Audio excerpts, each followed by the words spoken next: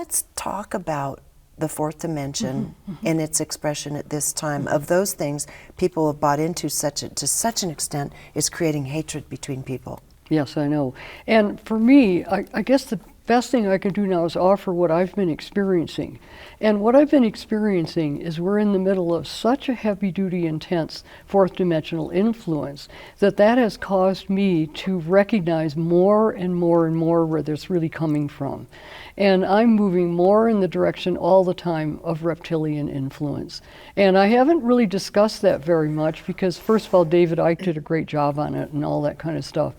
But I'm finding that the Annunaki issue is just kind of a subset of all of that, and that we're really starting to see that we are being heavily influenced by this reptilian influence. Barbara, just let me interject one thing here, because I want you to explain this in detail. Sure. I'm in contact with all these different people, all these people that channel, my own beings that inform me and guide me, and in each case, they will not talk about that. And even my own beings, when I've asked about that, I said, tell me about this realm and these beings.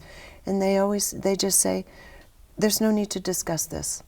And they won't talk about it. But so I ask other people who channel, and they basically skirt around it, and they won't talk about it. So we're left here without any kind of guidebook to these influences that every one of us can feel. Coming through our institutions, coming through our media, our political systems, our pharmaceutical industries, all of it. We feel the influence inculcated into all of it now.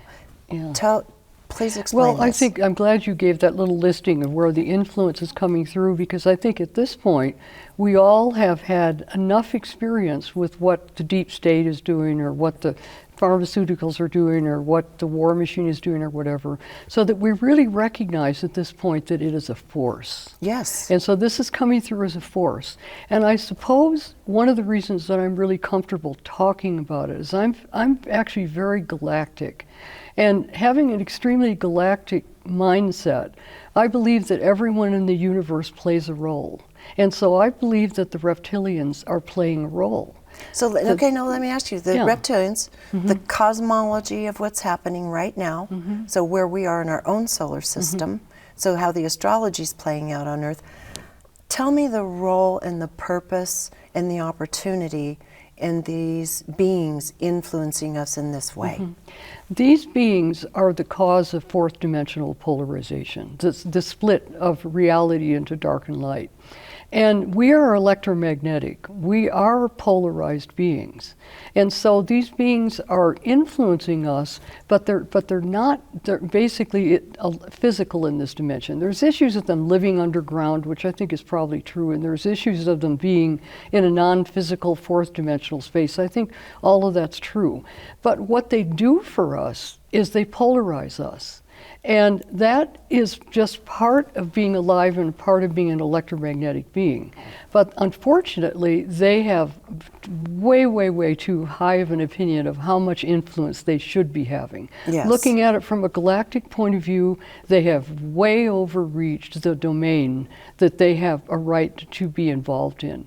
And if you get into galactic politics and stuff like that, you'll find that the reptilians are included because everyone is included in the discussion. But they don't honor, quote, they're not honoring, yes. yeah, they're not honoring boundaries and stuff Right. like that, and they're interfering in ways that are not allowed in the third dimension. The ends justify the means and all that sort of stuff. And so the ends don't justify the means, period. No. And that's something that we're living out day by day right now. That's third dimensional law.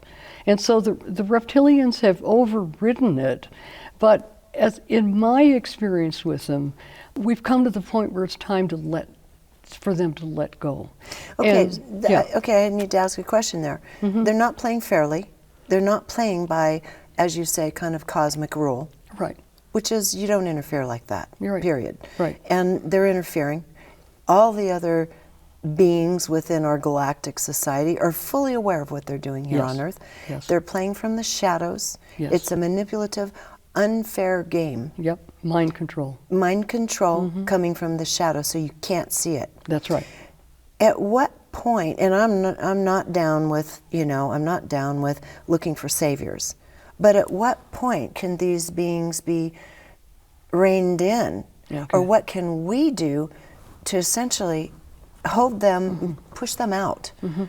How do we get around this horrible trap that we found ourselves in? Well, to understand that, we have to go back 2,000 years, and we have to go back to the archons. Yes. Because what happened 2,000 years ago, and this is probably the most critical thing that I could ever explain or create with. My whole trilogy is being created based on the following concept, that 2,000 years ago, the Gnostics, who were early followers of Christ and Jesus, and not only early followers, there was a whole pile of spiritual groups at that point that were flowering, because we The were Essenes and we were moving out of the age of Aries into Pisces around 100 BC.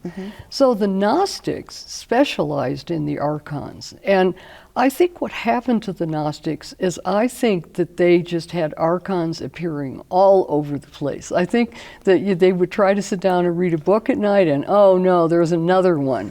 Because the archons were really trying to penetrate our reality and take over our reality at that point. And so the Gnostics taught that the basic teaching is that the new Christian religion, the religion that worked with Jesus, should let go of the age of Aries and let go of the issue of the Hebrew teachings. It's not that the Hebrew teachings were to go away. It's just that Christianity was a new religion and needed to be founded on the teachings of Jesus. there's a time for everything. Yes. In our development as a species. Right, and so that is my really big message right now, because now we're going into Aquarius. Now we're at the same point that we were at 2,000 years ago, where we need to let go of the parts of the age of Pisces that are not going to function for us. And more critically important, we need to choose high levels of Aquarius versus low levels of Aquarius.